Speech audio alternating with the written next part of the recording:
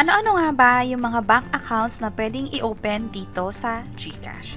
By the way, kung first time mo sa channel na to and gusto mo pa ng mga online tutorial videos katulad nito, please click the subscribe button. Dito sa GCash, kapag nag-login ka, merong tinatawag na GSave account. Sa pamamagitan nito, pwede ka nang magkaroon ng savings account sa bangko. Insured pa to ng PDIC at regulated ng Bangko Sentral ng Pilipinas. Ibig sabihin, kung sakaling may nangyari doon sa bangko at meron kang pera doon, pwedeng ma-insure up to 500,000 pesos kung magkano man yung laman nun. Hindi katulad na nasa GCash wallet, hindi ito insured sa PDIC. So ngayon, makikita natin dito na meron silang 4 na partner banks. Sa Uno Digital Bank, kung saan nag-offer ito ng mataas na interest rate, halimbawa 4% o pwedeng tumaas pa, depende na lang sa promo na ino-offer nila. Ito yung sa Uno Ready ng GCash. Pwede ka na mag-apply dito by tapping this apply now na button. By the way, possible magkaroon ng issue kung sakaling meron ka ng Uno bank account. Pero kung wala pa, pwede ka mag-proceed sa pag-apply dito sa GCash. Again, 4% yung ina-offer nila by the time na nire-record namin tong video. Sa Maybank naman, ang maganda rito ay libre yung pag-withdraw sa kahit saan mang ATM. Hindi mataas ang interest rate na ina-offer nito, pero may libre itong insurance at pwede ka nga mag-deposit or withdraw for free papuntang Maybank and GCash.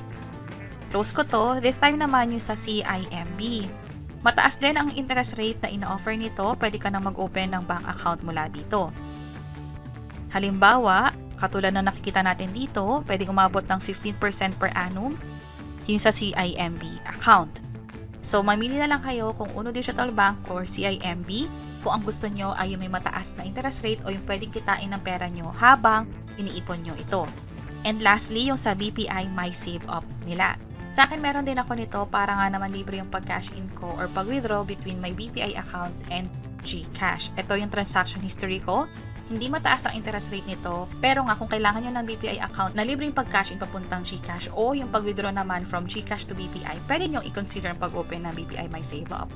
At ang mga bank accounts na to ay walang maintaining balance. Ang initial deposit niya ay pwedeng wala din. Sa Maybank, piso yung initial deposit niya.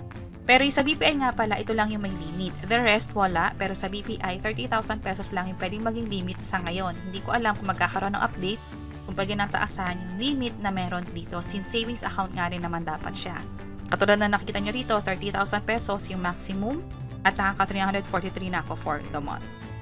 So yun yung mga partner banks na pwedeng i-open gamit ang GCash. Ang kagandahan nito, hindi na kailangan lumabas, hindi na kailangan pumunta sa bangko. Gamit lang ang phone mo, pwede ka na makapag-open ng bank account. And that's it. Sana nakatulong tong video na to. Kung napag-iisipan niya mag-open na ng bank account, meron kaming ginawang iba't ibang mga tutorial videos tungkol dyan. Pwede nyo i-check yung page or channel namin or yung mga link ay nasa description sa baba. Sana makatulong. See you sa next videos. Bye-bye!